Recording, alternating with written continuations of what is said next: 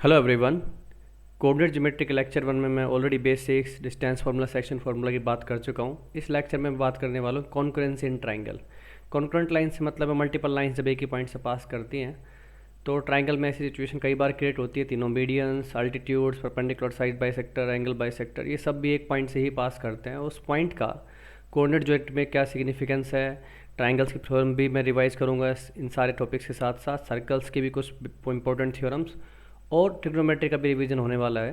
तो जुड़े रहिए मेरे साथ, काफ़ी इंपॉर्टेंट लेक्चर है, मज़ा आएगा। तो चलिए सबसे पहले बात करेंगे हम मीडियंस की। तो मीडियंस जैसा कि हम जानते हैं ट्राइंगल में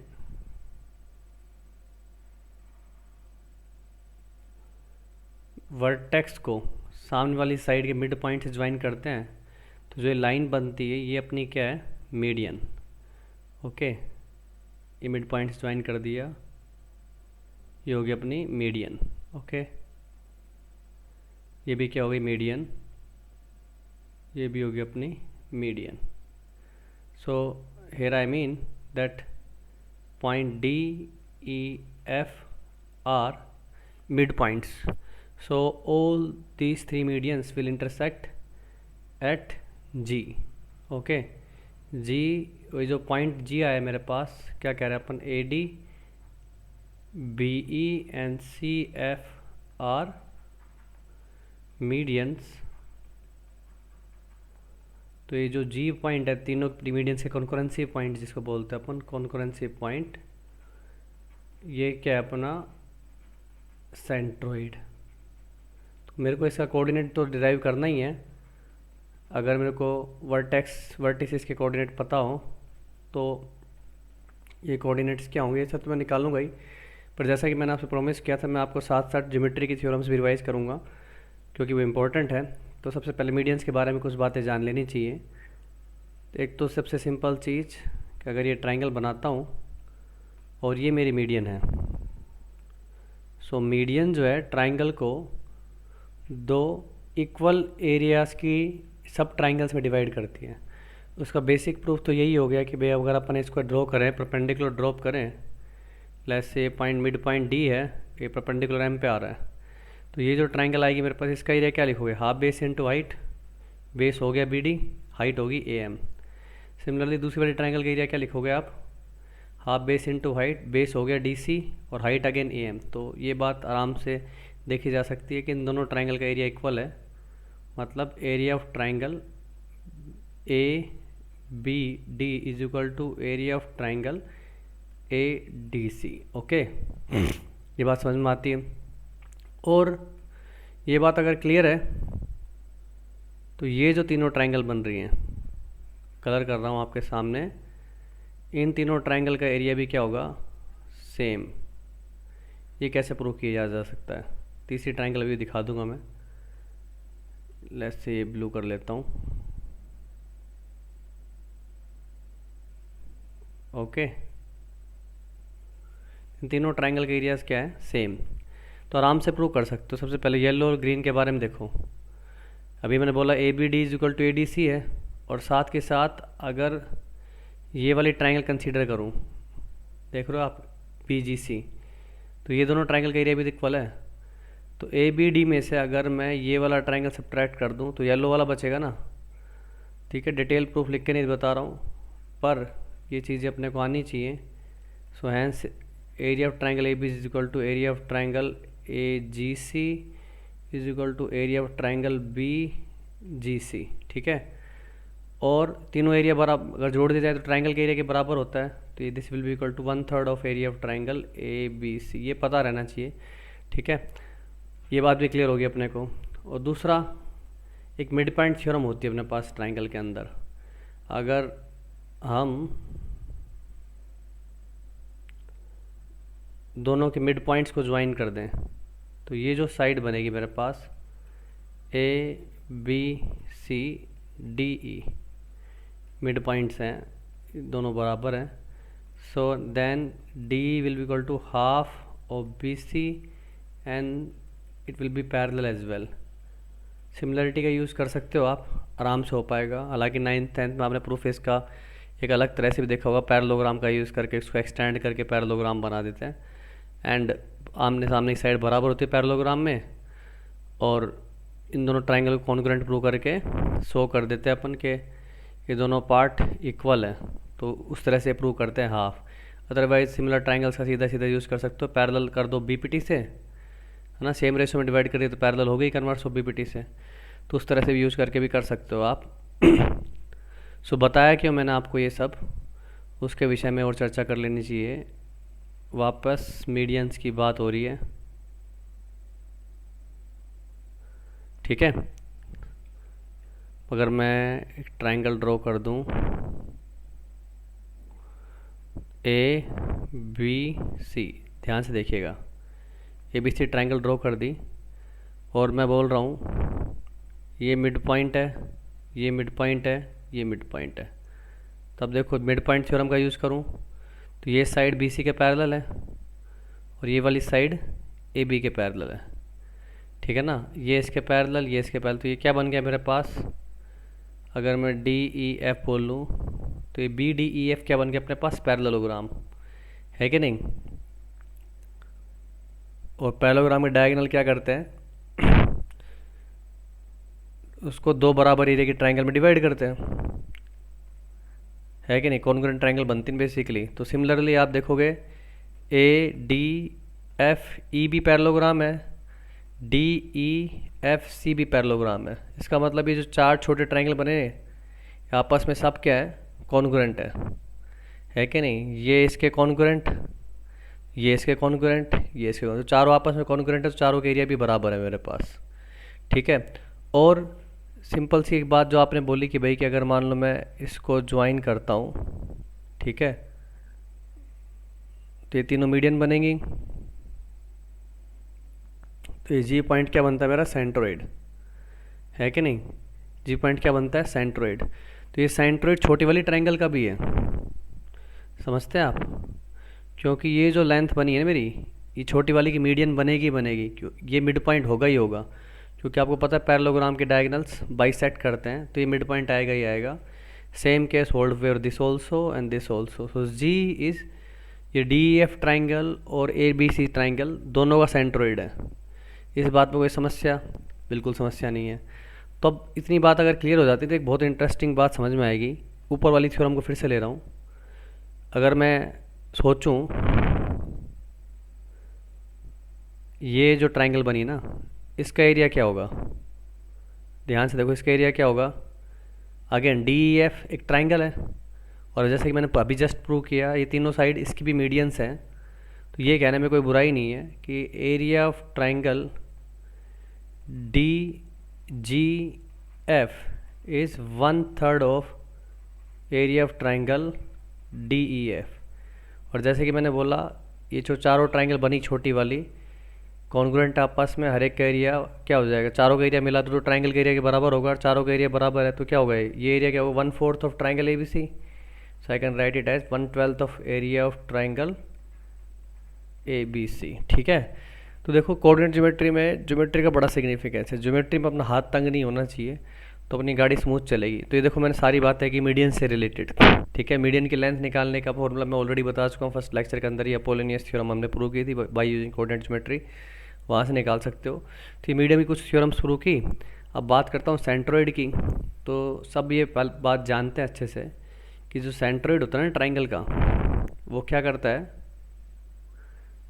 हर एक मीडियन को 2:1 के रेशो में डिवाइड करता है।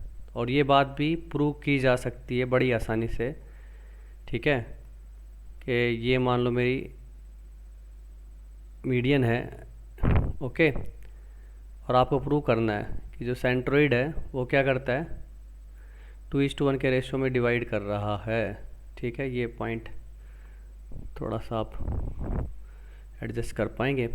तो मैं क्या कह रहा हूँ कि आप क्या करो ना, इसको एक्सटेंड कर दो इस तरह से कि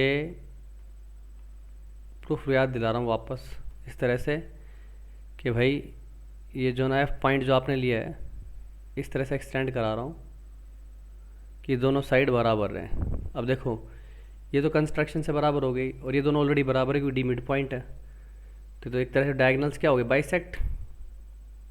तो इसका मतलब ये जो फिगर बना अपना, कौन सा फिगर, ये वाला फिगर, ये वाला फिगर देख रहे हैं आप, पैरेललोग्राम हो गया ना ये। कोई दिक्कत, इसका मतलब ये चीज़ इसके पैरेलल होगी। किस ट्रायंगल की बात कर रहा हूँ मैं, ये वाली ट्रायंगल, ये वाली ट्रायंगल, ध्यान से देखना। तो अगर ये इसके पैरेलल है तो ये रेशो कितना है मेरे पास, 1:1। तो ए जी इज टू जी एफ का रेशो भी क्या होगा मेरे पास, 1:1। बीपीटी से पैरेलल लाइन ड्रॉ करोगे तो रिमेनिंग साइड्स को सेम रेशो में डिवाइड करती है। और ये जो जी एफ जो चीज़ है ना, ये 2 टाइम्स जी डी है, क्योंकि आपने कंस्ट्रक्शन में बोला ऑलरेडी कि दोनों इससे बराबर हैं।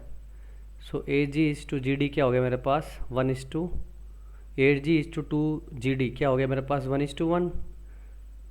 तो ये साफ देखे जा सकती है बात कि आप लिख रहे हो AG/2GD is equal to 1/1। So AG is to GD का रेशो कितना हो गया, 2:1। तो बस रेशो मेरे को पता लग ही गया है, तो आप फिलोसफी यूज़ कर सकते हैं सेम आप डिराइव करने के लिए कोऑर्डिनेट्स। तो देखो सेंट्रोइड का फॉर्मूला डिराइव करके दिखा रहा हूँ आपको। 10th क्लास में पढ़ भी लेते बच्चे इसको, क्योंकि सेंट्रोइड की से रिलेटेड सारी थ्योरम आप 9th-10th में कवर कर चुके होते हैं। मैंने बस कन्वीनियंस के लिए यहाँ पे आपको डिराइव करके दिखाई है। तो देखो पॉलिसी भाई बिल्कुल सिंपल है, सेंट्रोइड निकालने के लिए, क्योंकि तरीका सेम ही है। एक बार सेंट्रोइड की स्टेप्स ऑफ सीक्वेंस समझ लोगे तो इन सेंटर, अल्टीट्यूड, ऑर्थो सेंटर सब निकालना आसान हो जाएगा। सबसे पहले मैं डी निकालूंगा, मिड पॉइंट है ना, तो ये क्या होगा, x2 + x3 divided by 2, y2 + y3 divided by 2। Again ये रेशो निकाल, पता था ऑलरेडी 1:1 है, और ये रेशो ऑलरेडी निकाल चुका हूँ 2:1 है। तो आप फिर से क्रिस क्रॉस करोगे जी निकालने के लिए, तो जी के कोऑर्डिनेट क्या हो जाएंगे, 2 टाइम्स दिस, तो 2 से मल्टीप्लाई कर, 2 से 2 कैंसिल, 1 टाइम्स ऊपर वाला। सो x1 इंटू 2 से इसको मल्टीप्लाई किया तो कैंसिल हो गया, डिवाइडेड बाई 2 + 1 3, कोमा सिमिलरली ये क्या हो जाएगा, y1 + y2 + y3 divided by 3। तीनों कोऑर्डिनेट को जोड़ के 3 से डिवाइड करना है, ये सेंट्रोइड का सिंपल सा अपने पास कोऑर्डिनेट हो गया। ओके, तो चलिए आगे बढ़ते हैं इन सेंटर की तरफ। तो इससे पहले कि मैं आपको इन सेंटर बताऊँ, एक बेसिक लोकस आपको याद दिलाना ज़रूरी है। अगर कोई पॉइंट 2 लाइन से बराबर डिस्टेंस पे है, ठीक है, 2 फिक्स पॉइंट से बराबर डिस्टेंस पे होता है, तो अपने को पता है कहाँ पे होता है वो, परपेंडिकुलर बाइसेक्टर पे, 2 पॉइंट से बराबर डिस्टेंस पे चल रहा हो। तो ये फर्स्ट लेक्चर में बताया था मैंने आपको, ये परपेंडिकुलर बाइसेक्टर पर अगर कोई पॉइंट लोगे तो हमेशा इन दोनों से क्या होगा, बराबर डिस्टेंस पे होगा। सेम ऐसे पी पॉइंट अगर 2 लाइन से बराबर डिस्टेंस पे हो तो फिर ये कहाँ पे होगा, एंगल बाइसेक्टर पे। ये प्रूव कर सकते हो आप, ये दोनों बराबर है, ये कॉमन साइड हो गई और एक राइट एंगल। तो RHS कॉन्ग्रुएंसी रूल से आप देख पाओगे कि ये दोनों एंगल बराबर हो जाएंगे, दोनों लाइन कॉन्ग्रुएंट होने की वजह से, ट्राइंगल्स कॉन्ग्रुएंट होने की वजह से। तो दोनों एंगल बराबर है, तो क्या हुआ मेरे पास, एंगल बाइसेक्टर। तो ये चीज़ दिमाग में रख लो, 2 पॉइंट से बराबर डिस्टेंस पे तो लाइन सेगमेंट के परपेंडिकुलर बाइसेक्टर पे, और 2 लाइन से बराबर डिस्टेंस पे तो एंगल बाइसेक्टर पे। इतनी बात क्लियर हो गई है, तो हम आगे बढ़ते हैं। तब मैं बात करने वाला हूँ ये किसका कॉन्करेंसी पॉइंट होगा, concurrency point of angle bisector, angle bisectors in A triangle. Okay, तो बिना किसी देरी के एंगल बाइसेक्टर बना लिए जाए, ट्राइंगल को दिखा दिया जाए, ठीक है। सो ABC ये एंगल हो गया, इसका एंगल बाइसेक्टर AD, इसका एंगल बाइसेक्टर BD, BE, और ये ऑटोमेटिकली एंगल बाइसेक्टर आ जाएगा मेरे पास CF। तो यहाँ पे जो मेरे तीनों भाई हैं AD, BE and CF R angle bisectors. Okay, तो जैसा कि बोला तीनों एंगल बाइसेक्टर कॉन्करेंट है, और इस पॉइंट को बोल देते हैं I। आप सोचो बेसिकली जो आई पॉइंट है ना, ये क्या है, तीनों साइड से बराबर डिस्टेंस पे, क्योंकि इसके एंगल बाइसेक्टर पे आ रहा है तो इन दोनों साइड से बराबर डिस्टेंस पे होगा। सिमिलरली इस एंगल बाइसेक्टर पे आ रहा है तो इन दोनों साइड से बराबर डिस्टेंस पे होगा, और इससे भी, इसके भी एंगल बाइसेक्टर पे आ रहा है तो इन दोनों साइड से बराबर डिस्टेंस पे होगा। तो आई बेसिकली तीनों साइड से बराबर डिस्टेंस पे लाई करने की वजह से ये क्या है, इन सेंटर का हिस्सा होगा। ओके, एक सेंटर जो तीनों साइड को टच करके निकल रहा होगा उसका हिस्सा है ये आई। ठीक है, तो इस आई के कोऑर्डिनेट निकालने मेरे को, गिवन दैट कि मेरे पास ये क्या है, ट्राइंगल्स में ए बी सी के कोऑर्डिनेट मैं आपको अगर दे दूँ तो इसके लिए एक छोटी सी थ्योरम लगेगी मेरे को, एंगल बाइसेक्टर थ्योरम, रेशोज निकालने के लिए, है ना। तो ये आप जानते हो कि भाई ये एंगल बाइसेक्टर है ए डी, ये भी एंगल बाइसेक्टर है बी ई, और ये आई पॉइंट हो गया। तो सबसे पहले वही सेंट्रोइड वाली फिलोसफी होगी, पहले आप B D is to D C पता कीजिए, फिर A I is to I D पता कीजिए, और ये दोनों रेशो पता लग जाएंगे तो 2 बार सेक्शन फॉर्मूला लगाएंगे और अपना आंसर आ जाएगा। ओके, सो ये चीज़ आराम से लिख सकता हूँ। तो हमारे पास एक एंगल बाइसेक्टर थ्योरम होती है, वो क्या होती है, साइड में लिख रहा हूँ, angle bisector divides the opposite side in the ratio of containing sides, ratio of containing sides। ये होती है एंगल बाइसेक्टर थ्योरम, जो कि बीपीटी से आराम से पूरी की जा सकती है। इसका मतलब बीडी और डीसी का जो रेशियो होगा वो किसके रेशियो बराबर होगा, कंटेनिंग साइड्स, मतलब ए बी और ए सी के रेशियो के बराबर होगा। तो ये चीज़ पता लग गई आपको, B D upon D C is equal to A B upon A C. Prove करना चाहे तो बस डायग्राम से थोड़ा बहुत दिखा रहा हूँ यहाँ पे। ओके, ये ट्राइंगल ले ली ए बी सी, ओके, और ये इसका बना दिया मैंने एंगल बाइसेक्टर।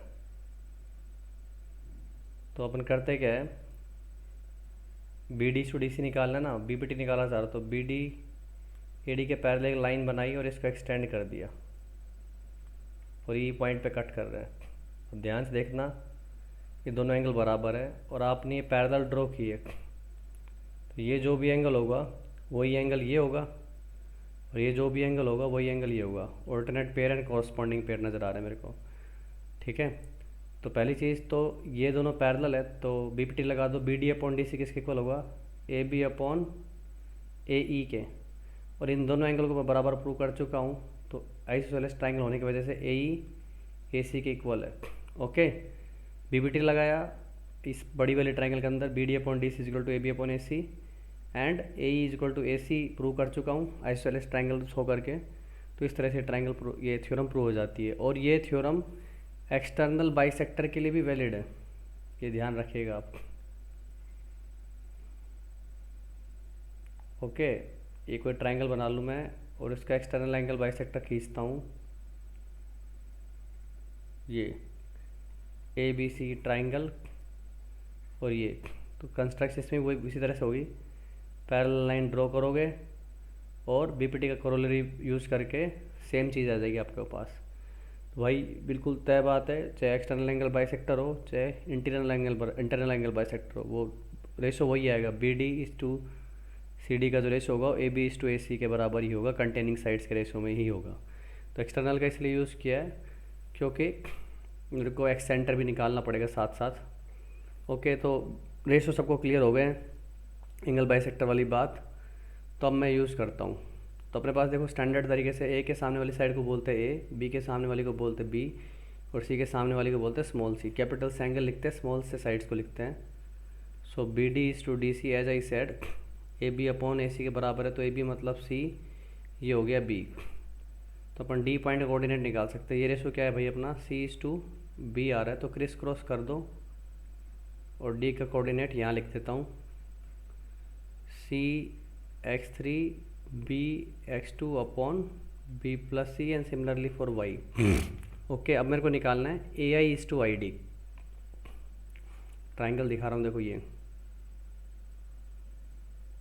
ट्राइंगल। अब इसमें देखो ये जो मैंने बी आई बनाया है ये भी मेरा क्या एंगल बाई सेक्टर।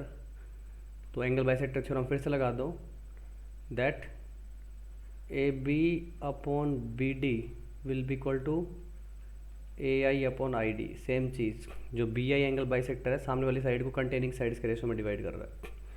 कोई समस्या? तो ए बी की लेंथ तो मेरे को पता है सी है, बी डी की लेंथ कैसे निकालें? अब देखो मेरे को बी सी की टोटल लेंथ पता है ए और रेशो पता है सी इज टू बी।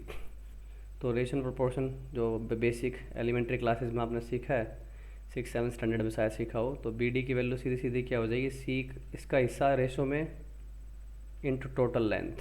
तो पुट कर दो ए बी की वैल्यू सी, ये हो गया A C upon B plus C is equal to A I upon I D. C से सी कट गया तो ये रेशो आ गया मेरे पास कितना, बी प्लस सी अपॉन सी। तो मेरे को देखो रेशो पता लग गया आराम से,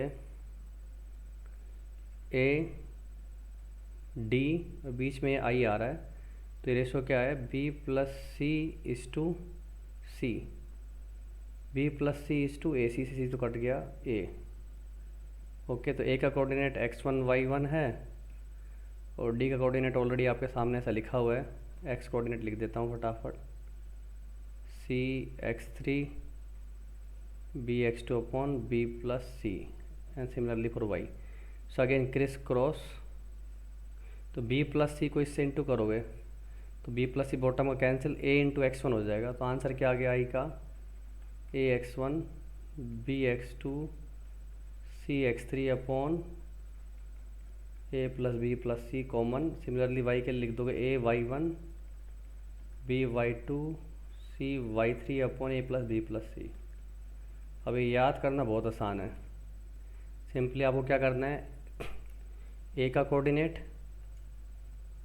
कोऑर्डिनेट इंटू सामने वाली साइड, बी का कोऑर्डिनेट इंटू सामने वाली साइड, सी का कोऑर्डिनेट इंटू सामने वाली साइड अपॉन तीनों साइड्स का सम, मतलब पैरामीटर ऑफ ट्राइंगल। तो ये आ गया अपने इन सेंटर का डेरिवेशन। और इन सेंटर बेसिकली क्या है, इन सर्कल का सेंटर वो सेंटर जो तीनों साइड से बराबर डिस्टेंस पे है, एंगल बाइसेक्टर का concurrency point.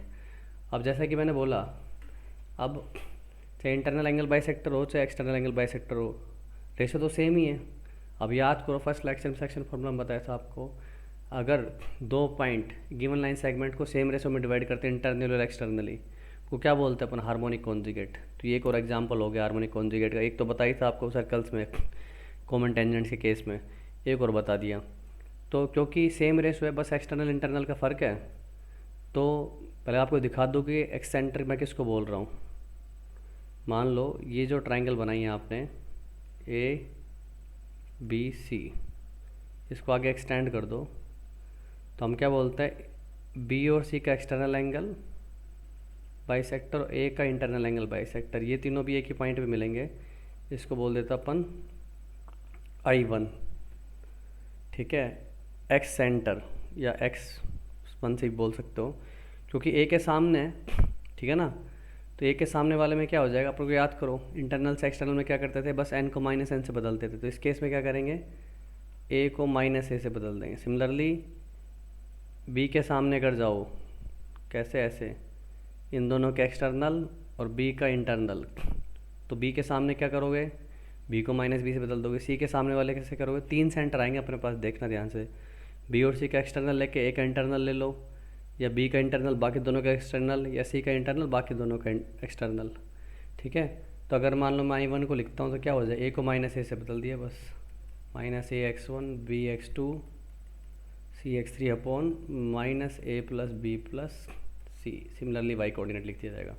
So I hope आपको एक्स सेंटर इन सेंटर अच्छे से क्लियर हो गया होगा। तो इन सेंटर के बाद बारी आती है अपनी सरकम सेंटर की। तो इन सेंटर था इन सर्कल का, सरकम सेंटर किसका होगा मेरा, सरकम सेंटर हो जाएगा सरकम सर्कल का। सरकम सर्कल कहने से मतलब ऐसा सर्कल जो ट्राइंगल को क्या करता हो, सरकमस्क्राइब, ऐसे, ठीक है।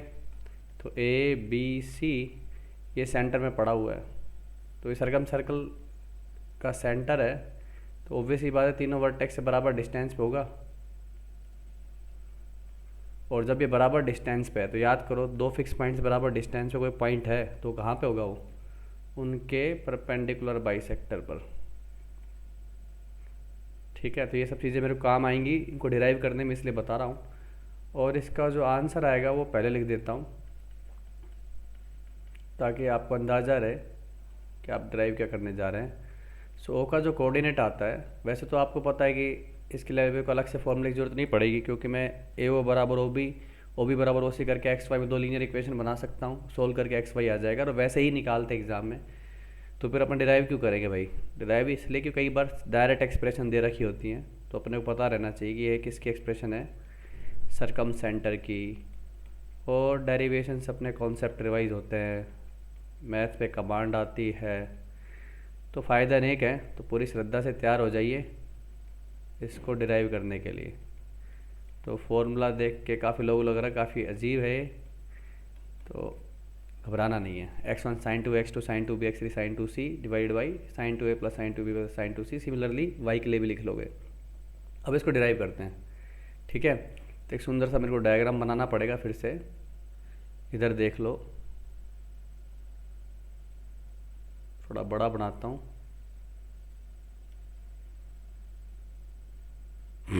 ठीक है,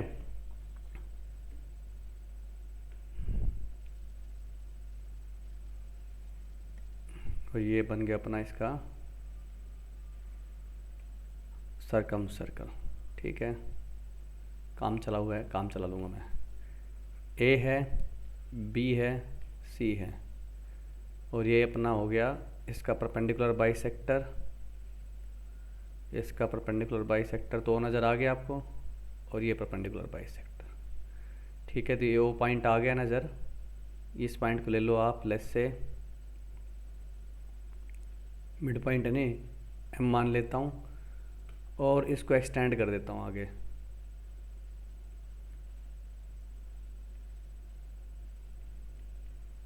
जैसे ये हो गया मेरे पास डी। ठीक है, अब आपको करना क्या है, सेम स्टेप है कि आपको सबसे पहले पता करना है B D is to D सी।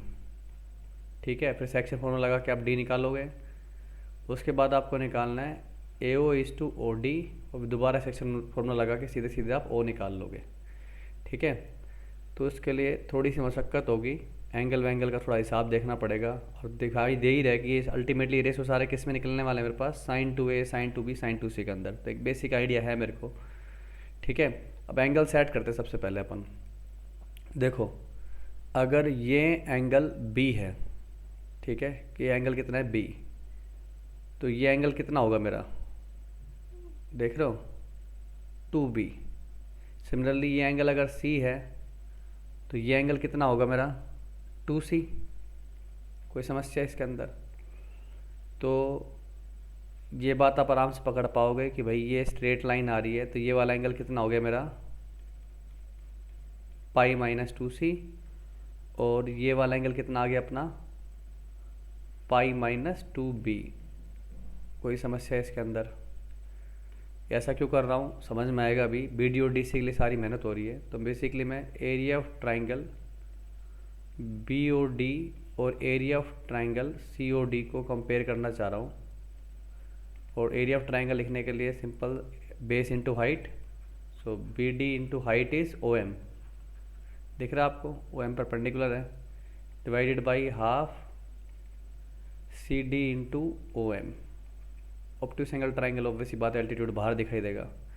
और इस चीज़ को आप एक तरीके से और लिख सकते हो, हाफ ट्राइंगल के एरिया का एक और फॉर्मूला हो गया मेरे पास, हाफ आजू बाजू की साइड का प्रोडक्ट बीच वाले एंगल का साइन। अगर किसी को ये चीज़ ना ध्यान हो तो यहाँ देख सकते हैं आराम से, ए बी सी, ए के सामने ए, बी के सामने बी, सी के सामने सी, और ये परपेंडिकुलर ड्रॉप करो तो इस परपेंडिकुलर की लेंथ कितनी आएगी, ये एंगल बी है, सी साइन बी।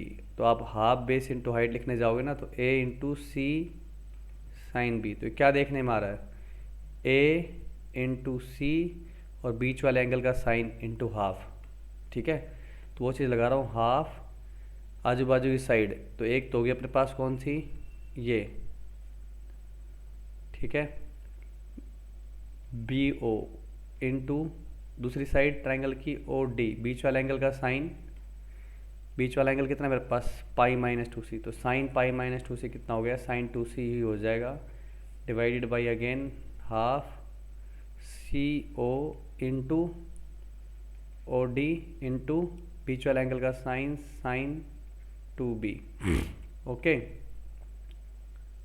कैंसिल कैंसिल, ये तो सभी कर सकते हैं, ओ एम से ओ एम भी कैंसिल, बी ओ से सी ओ भी कैंसिल, क्योंकि ध्यान करो ये सरकम सेंटर है तो बी और सी ओ बराबर होंगे being circum radius. O D भी कैंसिल, तो एक काम तो मैंने आपका कर दिया, that B D upon D C का जो रेशो है वो निकाल के दे दिया आपको, sine two C divide by sine two B. अब बात चलेगी ए और ओ डी की। तो ए तो आपको पता है सरकम रेडियस है, अब ओ डी को एक्सप्रेस करो किसी तरह से तो उसके लिए मेरे पास कुछ कुछ चीज़ें समझ में आती हैं। एक तो ये देखो, ये एक ट्राइंगल है ये, है ना, इसका एंगल अगर पता कर लिया जाए तो सबसे पहले ये वाला एंगल देखो, ये वाला, ये कितना होगा, गैस कर सकते हो, ये एंगल होगा आपका ए। कैसे, क्योंकि ये जो पूरा एंगल 2A है और ये परपेंडिकुलर क्या करता है, बाइसेक्ट करता है कोड को, तो दो कॉन्ग्रुएंट ट्राइंगल्स बनेंगे तो ये एंगल ये हो जाएगा। इस बारे में कोई दिक्कत नहीं किसी को। तो फिर बचा हुआ एंगल भी निकाल सकता हूँ। कैसे, इस एंगल को नाम दे दो ऐसे थीटा। तो भाई ये जो थीटा है वो क्या है, पाई माइनस टू सी में से आपको ए सब्ट्रैक्ट करना है। तो ध्यान से देखो, ये हो गया पाई माइनस सी माइनस ए को लिख दिया सी प्लस ए, और सी प्लस ए को क्या लिख सकते हो, पाई माइनस बी, तीनों एंगल का सम पाई होगा, तो पाई माइनस सी माइनस पाई प्लस बी हो गया, पाई से पाई कैंसिल, तो ये आ गया मेरे पास बी माइनस सी। अब थीटा क्यों निकाला है, क्योंकि राइट एंगल ट्राइंगल दिखाई दे रही है रिलेट करने के लिए, ठीक है। तो फटाफट लिखो, इस राइट एंगल ट्राइंगल में कौन सी, ट्राइंगल ओ एम डी के अंदर अगर मैं रिलेट करना चाहूँ तो कोस थीटा से कर सकता हूँ। कोस बी माइनस सी किसके इक्वल होगा भाई, साथ वाली side O M upon O D, ठीक है। और एक ट्राइंगल और ले लो आप, कौन सी, B O M,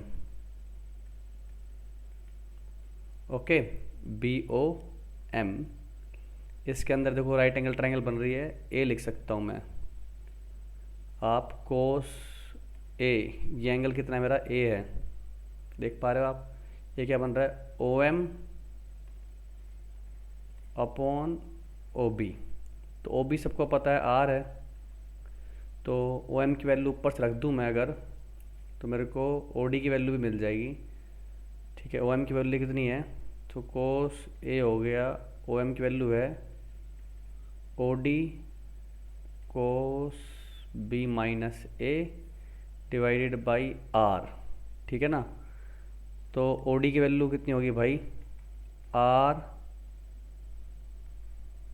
cos A divided by cos B minus C. अभी मेरे को साइन 2A तक पहुंचना है, ठीक है।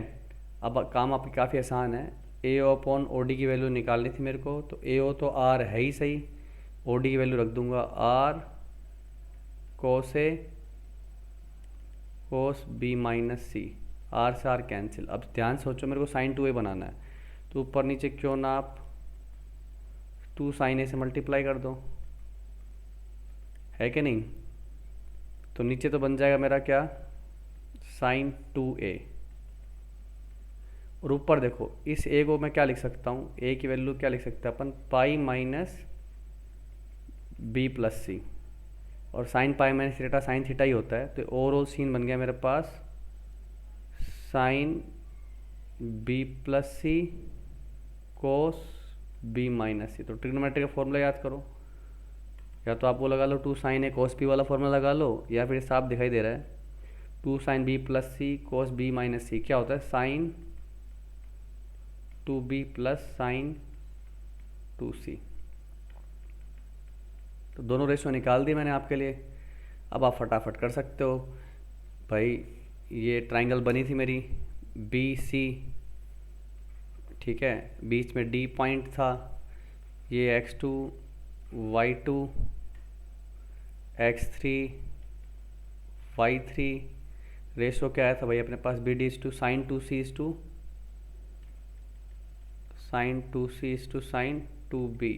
क्रिस क्रॉस करोगे और ऊपर से ए पड़ा हुआ है x1 y1, ये बीच में मेरा o है सरकम सेंटर। तो देख रहे हो ये रेशो क्या है, sine two B plus sine two C divide is to sine two A. दिख गया एक्सप्रेशन, क्रिस क्रॉस करोगे तो x1 इंटू साइन टू हो जाएगा और d के कोऑर्डिनेट के नीचे sine two B plus sine two C आएगा, वो कट जाएगा। तो सीधा आपको कौन सा फॉर्मूला दिखाई दे देगा, सरकम सेंटर का, ये वाला। इजी। तो इस तरह सरकम सेंटर डिराइव कर सकते हैं। एक बार खुद से प्रैक्टिस करनी चाहिए अगर आपको एडवांस में अच्छी पकड़ बनानी तो, नहीं तो ये फॉर्मूला याद ना भी करो तो भी काम चलता है, पर आधी अधूरी तैयारी करने का कोई फ़ायदा नहीं है, इसलिए पूरा ध्यान देना चाहिए। तो चलिए आगे बढ़ते हैं अब ऑर्थो सेंटर की तरफ। और वैसे मैथ में कहीं पे भी ये वर्ड आ जाए ना ऑर्थो, ऑर्थो का मतलब हड्डी से लेना देना कुछ नहीं है। ऑर्थो का मतलब समथिंग रिलेटेड टू परपेंडिकुलर्स। सो जी हाँ, मैं बात कर रहा हूँ यहाँ पर ट्राइंगल के अंदर किसकी, अल्टीट्यूड्स। ठीक है, अल्टीट्यूड का मतलब क्या होता है, वर्टेक्स से सामने वाली साइड पे आपको 90 डिग्री डालना है, नॉर्मल डालना है। ठीक है, 90 डिग्री, 90 डिग्री, और ये भी एक क्या हो गया अपने पास 90 डिग्री। ठीक है, तो ये जो मेरे पास सेंटर बना दैट इज एच, ये क्या है मेरे पास डी ई एफ, तो ये सब क्या है मेरे पास A D B and C F are altitudes. ठीक है, तो इस एच को अपन बोलते हैं, इनका जो कॉन्करेंसी पॉइंट बन रहा है ऑर्थो सेंटर। अब ये किस सर्कल का सेंटर है, जी हाँ ये भी एक सर्कल का सेंटर है जिसकी बात मैं सर्कल्स में करूँगा। ठीक है, तब मेरे को वापस पूरा याद दिलाना आप। बेसिकली तीनों साइड्स को डायमीटर मान के जब सर्कल खींचोगे आप, तो उन सर्कल का जो रेडिकल सर्कल बनेगा उस रेडिकल सर्कल का सेंटर ऑर्थो सेंटर बनेगा। लगी आया मज़ा? तो अभी नहीं बता रहा उसके बारे में, सीधे सीधे अपन समझेंगे। वैसे इसका भी कोऑर्डिनेट निकालना हो तो अभी जो मैं फॉर्मूला लिख रहा हूँ उसका यूज़ नहीं करते हैं, थोड़ा स्ट्रेट लाइन पढ़ लोगे तो क्या करेंगे, एल्टीट्यूड्स की इक्वेशन निकालने अगर तीनों वर्टिसेस पता है तो, और कोई भी दो एल्टीट्यूड की इक्वेशन सोल्व करोगे तो एच की प्राप्ति हो जाएगी आपको। ठीक है, फिर भी थोड़ा सा खुश होने के लिए डेरिवेशन तो करना पड़ेगा। तो डेरिवेशन क्या है इसका, x1 tan a plus x2 tan b plus x3 tan c divided by tan a plus tan b plus tan c। Similarly आप y के लिए लिख सकते हो। तो जैसा कि देख कर एक्सप्रेशन देख के लग रहा होगा आपको कि जो अपना रेशो आने वाला है वो tan a tan b tan c में कुछ बनेगा। प्रोसेस वही है, पहले आपको पता करना है B D upon D C का रेशो, फिर आपको पता करना है A H upon H D का रेशो। उससे पहले मैं कुछ एंगल्स को फिक्स कर लूँ। अब ये देखो ये एंगल कितना है, सी है कि नहीं, और एक राइट एंगल ट्राइंगल है, तो ये वाला एंगल कितना हो जाएगा मेरे पास, ऐसे इसको नंबर 1 नाम देता हूँ, तो एंगल 1 हो गया मेरे पास 90 माइनस सी। सिमिलरली ये एंगल कितना है पूरा बी, तो ये वाला एंगल कितना हो जाएगा मेरा, लेट्स से इसको नाम देता हूँ 2, so angle 2 is 90 minus B. ठीक है, तो दो ट्राइंगल दिखाई दे रही है मेरे को, कौन कौन सी, एक तो ये और एक ये, दोनों में एच डी कॉमन है और बी डी डी सी के साथ लिख सकता हूँ। तो आप देख पाओगे कि H D upon B D, basic 10th class की trigonometry, tangent of angle 1 which is 90 minus C, solve करके हो गया कोट सी। ठीक है, तो बी डी क्या हो गया भाई अपना एच डी tan सी आ गया। Similarly H D upon C D लिखोगे वो बनेगा मेरे पास tan of angle 2 which is 90 minus B, cot B हो जाएगा। तो सी डी का वैल्यू आ जाएगा अपने पास H D tan P, cot नीचे जाएगा तो उल्टा हो जाएगा ना। तो बी डी और सी डी का रेशो तो मैंने आपके लिए निकाल दिया आराम से फटाफट। B D to D C is basically H D से एच डी कैंसिल हो जाएगा, tan C divided by tan B. नज़र भी आ रहा है ना, देखो क्रिस क्रॉस करोगे tan सी इधर आ रहा है tan बी इधर आ, तो tan सी इंटू x3 आएगा, tan बी इंटू x2 आ जाएगा, बन गया। और अपन में tan a plus tan B plus tan C बनेगा। तो ऑब्वियस ही बात है कि A H upon H D का जो रेशो है ना वो क्या बनेगा, tan b plus tan c upon tan a। तो ये अपने को निकालना है। अब इसमें देखो बेसिक 10th क्लास के ज्योमेट्री भी लगा सकते हो, या मैं ए एच अपॉन एच डी को निकालने के लिए, एच डी तो देखो सीधा निकाल सकते हो, इस ट्राइंगल से भी निकाला भी है तुमने यहाँ पे, और ए डी को निकाल सकते हो बड़ी वाले ट्राइंगल से। सो ओवरऑल ए एच को निकालने के लिए क्या कर सकते हो अपन, A D minus H D कर सकते हो, एक तो ये कर सकते हो प्रोसेस। दूसरा रिपीटेडली ट्राइंगल्स का यूज़ करते जाओ। ये एंगल पता है आपको कितना है, ये एंगल है मेरे पास, ये पूरा एंगल मेरे पास कितना है, राइट एंगल ट्राइंगल है ना, ये पूरा एंगल सी है, तो ये भी मेरे पास कितना है 90 माइनस सी। तो ए एच ए ई, ठीक है। फिर ए ई को रिलेट करूँगा किसके साथ, ए बी के साथ। ये एंगल कितना है अपना, ये ए है एंगल, तो 90 माइनस ए हो जाएगा ये, ठीक है। ए ई को रिलेट किया किस, ए बी के साथ, ए बी को रिलेट किया बी डी के साथ, और बी डी को रिलेट कर दूंगा एच डी के साथ, ठीक है। तो इस तरह से मैं ए एच और एच डी को आपस में रिलेट कर पाऊँगा। तो सीक्वेंस में चलना है तमीज़ से फॉलो करते हुए। So A E upon A H, A E upon A H, ठीक है। ये 90 डिग्री के सामने मेरा ए एच है, और ये हो गया मेरे पास cos 90 माइनस सी मतलब साइन सी, ठीक है। एक चीज़, अब ए ई को रिलेट करो किसके साथ, ए बी के साथ। ये भी 90 डिग्री ट्राइंगल है, ये हो गया मेरे पास ये, ठीक है। 90 के सामने हाइपोटेन्यूस, तो ये क्या हो जाएगा मेरे पास ए ई अपॉन ए बी, ये किसके इक्वल होगा, ये एंगल मैंने बोला 90 माइनस है, इसके सामने वाली साइड है, तो साइन 90 माइनस है, ये हो गया अपने पास क्या कोस है, साइन 90 माइनस है कोस हो गया। ए बी को रिलेट कर सकता हूँ बी डी के साथ, ये पूरा एंगल बी है मेरा, ठीक है। तो B D upon A B मेरा क्या हो गया सिंपली कोस बी, और एच डी और बी डी को रिलेट करके आए हुए हो आप कि बी डी क्या है मेरा, यहाँ से देख लो एच डी tan सी है, ठीक है। तो अब करते जाओ इसको, यहाँ पे लिखूंगा मैं बी डी की जगह एच डी tan सी, ठीक है। ए बी की जगह क्या लिखोगे, ए ई अपॉन कोस ए, ए ई अपॉन कोस ए ऊपर चला जाएगा कोस ए, ठीक है। ए ई अपॉन कोस ए, देख लो बी डी की जगह लिख दिया H D tan C, A B की जगह क्या लिख दिया ए ई अपॉन कोस ए बराबर कोस बी, तो चल ही रहा है, और ए ई की वैल्यू और रिप्लेस कर दो। ए ई की वैल्यू किसके बराबर है, ए एच साइन सी, ठीक है। तो ये किससे रिप्लेस कर दिया मैंने, ए एच साइन सी, ठीक है। तो यहाँ से पकड़ में आ रहा है मेरे को कि H D upon A H का जो रेशो है वो क्या बन रहा है मेरे पास, कोस बी साइन सी अपॉन tan सी कोस ए, ठीक है। तो बनाएंगे इसको, ए एच अपॉन एच डी कर दिया, उल्टा कर देता हूँ, ये हो गया मेरे पास tan सी कोस ए अपॉन कोस बी साइन सी।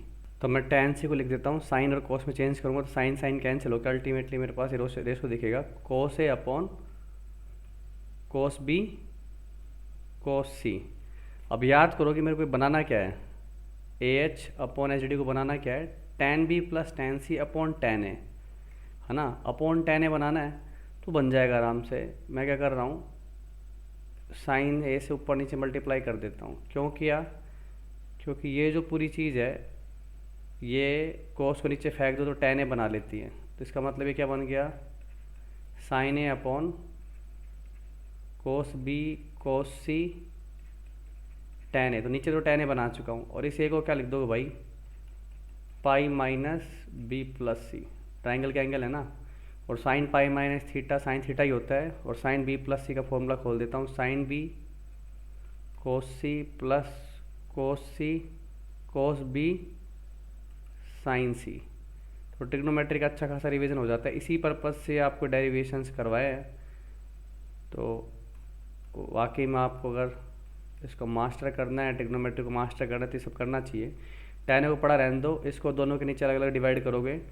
cos c cancel, sine B upon cos b, tan b, और ये हो जाएगा tan c divide by tan a। तो जैसा मैं कह रहा था वैसा रेशो मैंने निकाल दिया। तो फटाफट 2 बार सेक्शन फॉर्मूला लगाओ और आपको रिक्वायर्ड डेरिवेशन बहुत क्लियर दिखाई देगा।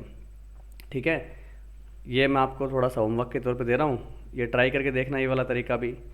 ठीक है, इसमें क्या है कि जो बार बार 3-4 ट्राइंगल तो रिलेट करनी पड़ेंगी आपको। बेसिकली ए एच अपॉन एच डी निकालना था मेरे को, और ए एच को मैं क्या लिख रहा हूँ, A D minus H D upon H D. ठीक है, ए डी बेसिकली क्या है, A D upon B D करोगे, दैट इज tan बी। ठीक है, तो उस तरह से जा सकते हो। बस वही ट्रिग्नोमेट्रिक थोड़ी मशक्क़त होगी फॉर्मूला की, वो भी ट्राई करके देख सकते हो। तो ये था आपका ऑर्थो सेंटर। तो सारे पॉइंट्स हमने देख लिए। अब करेंगे कुछ कॉमन प्रॉपर्टीज़ का बखान और फिर कुछ कॉमन प्रॉब्लम सॉल्व करके लेक्चर समाप्त करेंगे। तो पहली चीज़ भैया कि इन सेंटर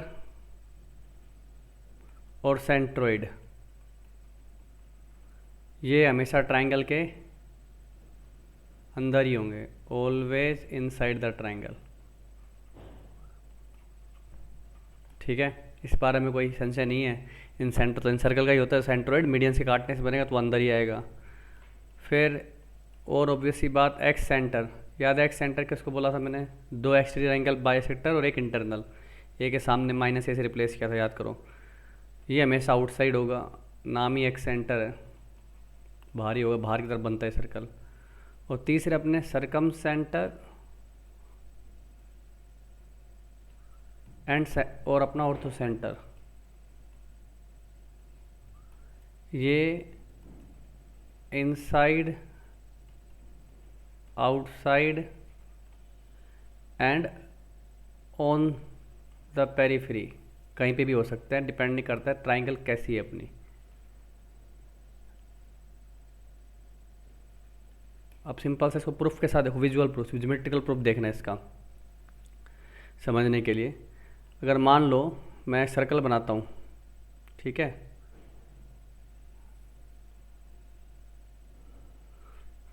ठीक है, एक सर्कल ले लेते हैं और ये हो गया उसका डायमीटर। ठीक है, अब मैं यहाँ कोई भी ट्रायंगल बनाता हूँ तो सबको पता है कि ये क्या है, राइट एंगल ट्रायंगल है कि नहीं। अब राइट एंगल ट्रायंगल में देखो, ये दोनों साइड, दोनों लेग्स और एक दूसरे पर अल्टीट्यूड है, तो ये आपका क्या हो गया, ऑर्थो सेंटर। कैसे नाम दिया था इसको, एच से। और ये भाई अपना क्या हो गया, सरकम सेंटर, ओ। कोई दिक्कत, तो दोनों कहाँ पे आ गए, बाउंड्री पे। तो राइट एंगल ट्रायंगल में सरकम सेंटर कहाँ पे है, mid point of the hypotenuse. अब इसको और ऊपर उठा दिया जाए, ठीक है, इसको और ऊपर उठा दिया जाए तो ऑब्वियस ही बात है कि एंगल देखो क्या हो गया, ये बड़ा हो गया। तो इसके अंदर क्या होगा मेरे पास, सरकम सेंटर किधर आ गया, बाहर की तरफ। देख लो सर्कल तो वही बनेगा, पेरीफेरी पे हो ना सर्कल के तीनों पॉइंट। और इसको अगर मैं नीचे ले लूँ तो ये एंगल क्या हो गया मेरे पास, 90 से छोटा।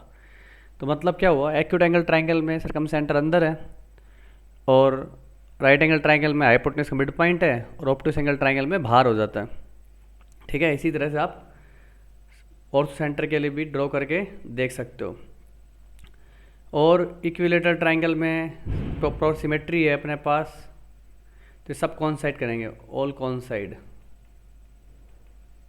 ठीक है, और आइसोसेलेस ट्रायंगल में एक ही लाइन पर लाई करेंगे,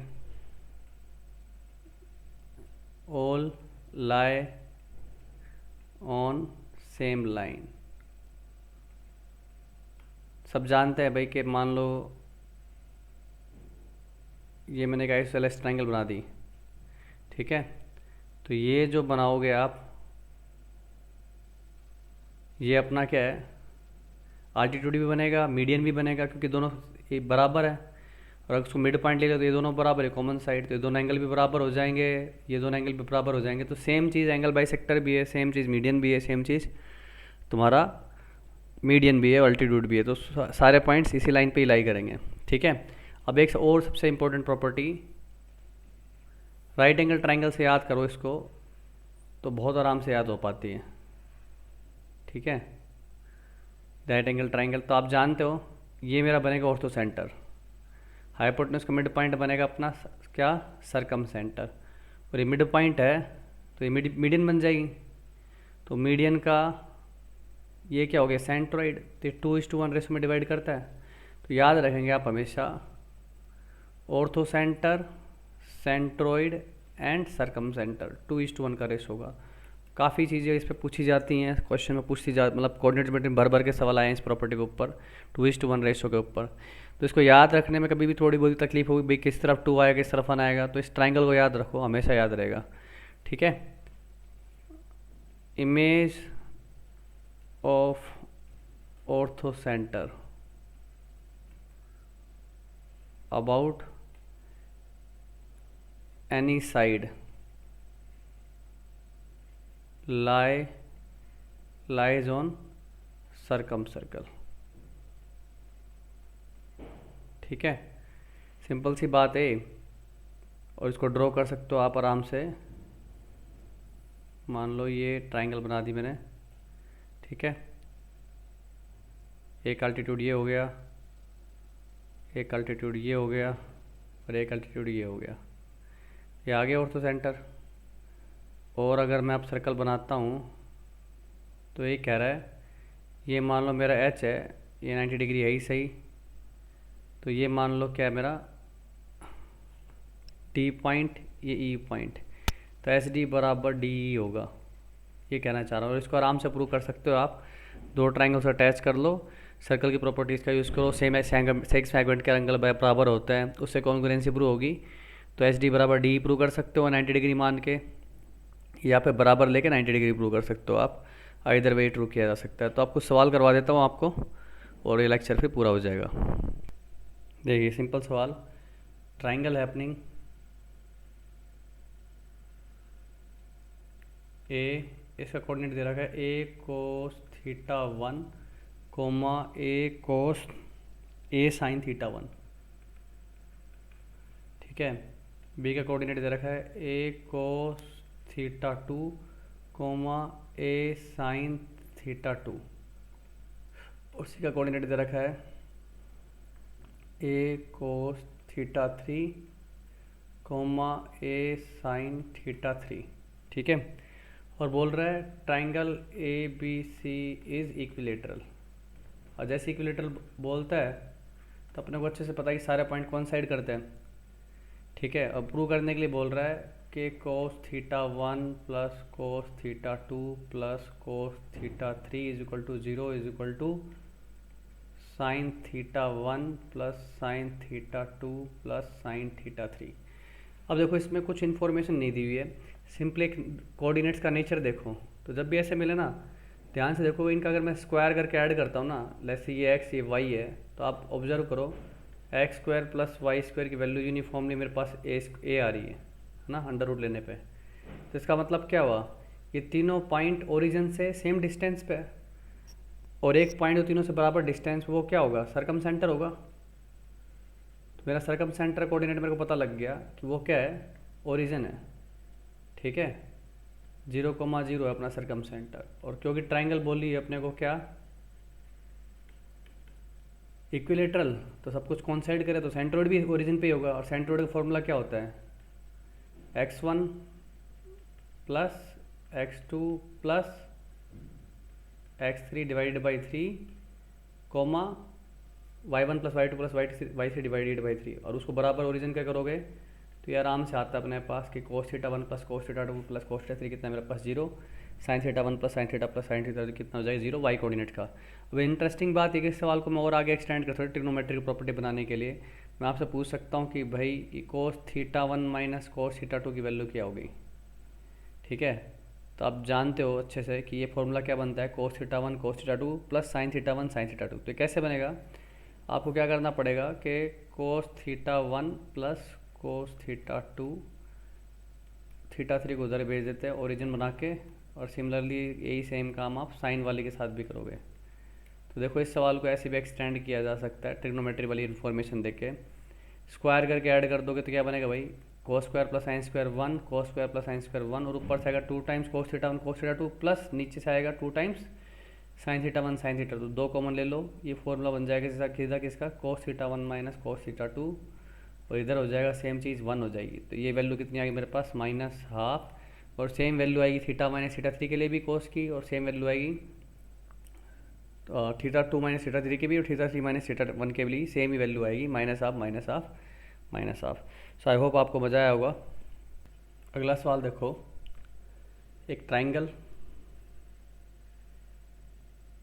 उसके वर्टिसेस दे रखे हैं x1, x1 tan alpha, x2, x2 tan beta, x3, x3 tan gamma. Okay, बोला जा रहा है इसका जो सरकम सेंटर है वो तो है ओरिजिन पे। अब जैसे सरकम सेंटर ओरिजिन पे बोलने का मतलब ओरिजिन से तीनों पॉइंट सेम डिस्टेंस पे है, और एक उस कनेक्शन भी बैठ रहा है मेरे दिमाग में, और कह रहा है ऑर्थो सेंटर जो है वो है अपना P, ओहो हार्ड भी बनता है इससे, P, Q। ठीक है, तो अपने को प्रूव करना है P/Q is equal to x1 plus x2 plus x3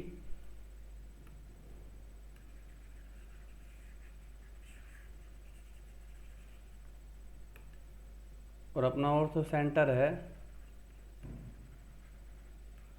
small p, small q पे।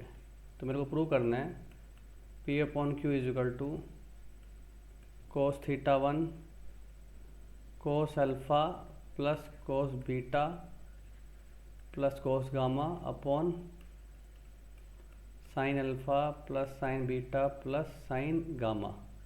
ओके, तो देखो पहली बात सरकम सेंटर बोल रहा है, ऑर्थो सेंटर बोल रहा है, तो सीधी सी बात है मेरे को प्रॉपर्टी के बारे में सोचना चाहिए। कौन सी प्रॉपर्टी, ऑर्थो सेंटर, सेंट्रोइड और सरकम सेंटर 2:1 का होता है। ठीक है, तो ये मेरे को दे रखा है स्मॉल p, स्मॉल q, और ये ओरिजिन दे रखा है। तो क्रिस क्रॉस किया तो मेरे पास g के कोऑर्डिनेट्स क्या आ गए, 1 × p/3, तो p/3 q/3 बैठ गया मामला। और कोऑर्डिनेट वाइज कंपेयर किया जाए तो फिर क्या बन जाएगा, तीनों x कोऑर्डिनेट का सम डिवाइडेड बाई 3 बराबर p/3 करोगे तो p की वैल्यू होगी मेरे पास x1 plus x2 plus x3, और q की वैल्यू होगी मेरे पास x1 tan alpha, x2 tan beta plus x3 tan gamma. ठीक है, x3 tan गामा। अब इनको कैसे यहाँ तक पहुँचाया जाए, तो उसके लिए अपने को देखना पड़ेगा कि सरकम सेंटर की इन्फॉर्मेशन यूज़ करो कि मेरे को ओरिजिन दिया हुआ है, इसका मतलब तीनों पॉइंट ओरिजिन से सेम डिस्टेंस पे है।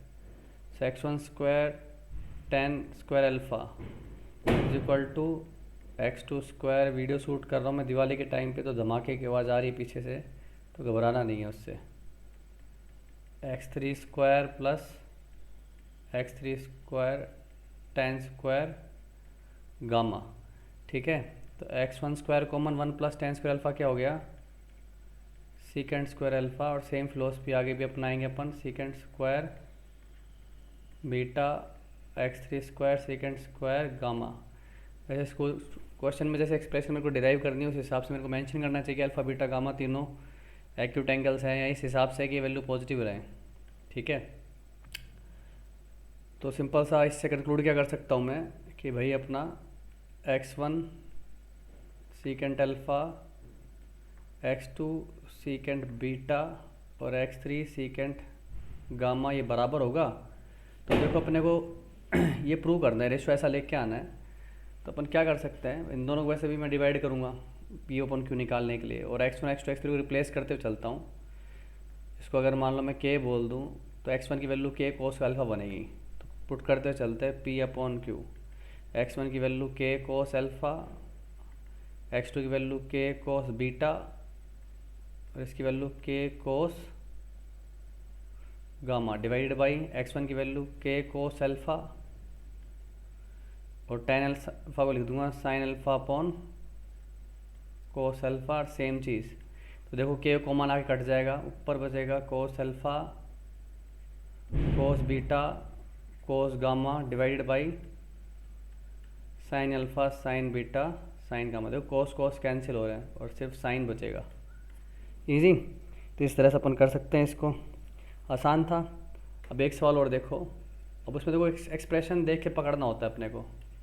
सवाल है कि भाई मेरे पास x1 + 2 का होल स्क्वायर प्लस y1 - 3 का whole square is equal to x2 + 2 का होल स्क्वायर प्लस y2 - 3 का whole square is equal to x3 + 2 का होल स्क्वायर प्लस y3 - 3 का होल स्क्वायर। ठीक है, और ये सब क्या है मेरे पास, एक ट्राइंगल के वर्टिसेस हैं।